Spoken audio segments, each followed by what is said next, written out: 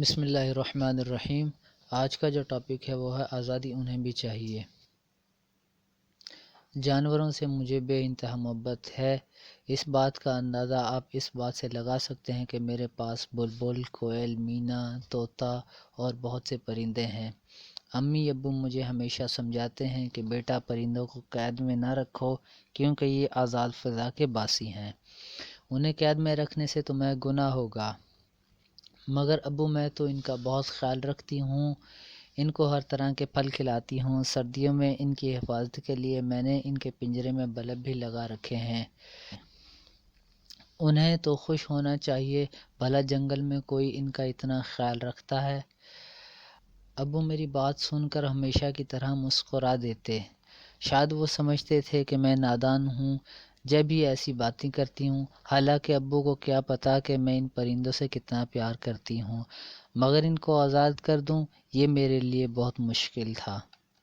ایک دن امی ابو شادی کی تقریب میں گئے ہوئے تھے، میں اس وجہ سے نہیں گئی کیونکہ کل میرا پیپر تھا۔ امی ابو کے جانے کے بعد میں نے پرندوں کو دانا ڈال دیا اور امتحان کی تیاری کے لیے کمرے میں دروازہ بند کر کے بیٹھ گئی۔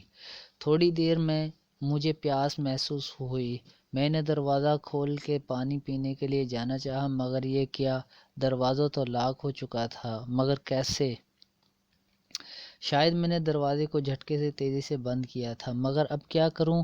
امی ابو تو رات 9 بجے سے پہلے نہیں آئیں گے اور ابھی تو 7:30 بجے ہیں۔ میں بہت پریشان ہوئی، پھر سوچا روشن دان سے کسی کو آواز دی جائے، شاید کوئی آس پڑوس کا سن لے اور مدد کو آ جائے، مگر روشن دان بہت اونچا تھا۔ بس اب ایک ہی راستہ تھا، امی ابو کا انتظار کیا جائے۔ وقت تھا کہ گزرنے کا نام ہی نہیں لے رہا تھا۔ اب مجھے احساس ہوا ابھی ہم جو تھوڑی دیر کو ایک کمرے میں قید ہو گئے ہیں تو کتنا ہلکان و پریشان ہو رہے ہیں، حالانکہ مجھے تو بس تھوڑی دیر کے لیے بغیر کسی تکلیف اور پریشانی کے اپنے ابو امی کا انتظار کرنا تھا۔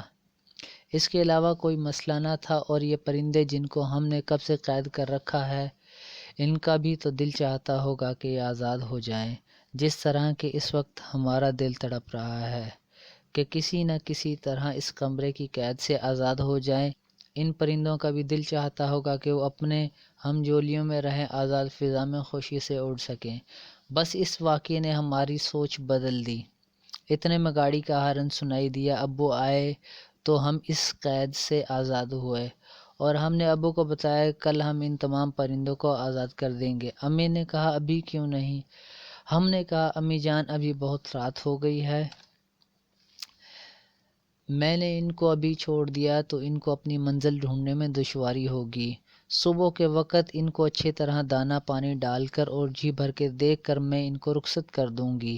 ابو میری بات سن کر بہت خوش ہوئے اور انہوں نے کہا واقعی تم پرندوں سے بہت محبت کرتی ہو، اور یقیناً آج کے بعد یہ تم سے بھی بہت محبت کریں گے جب وہ خود کو آزاد فضا میں پائیں گے، کیونکہ آزادی انہیں بھی چاہیے۔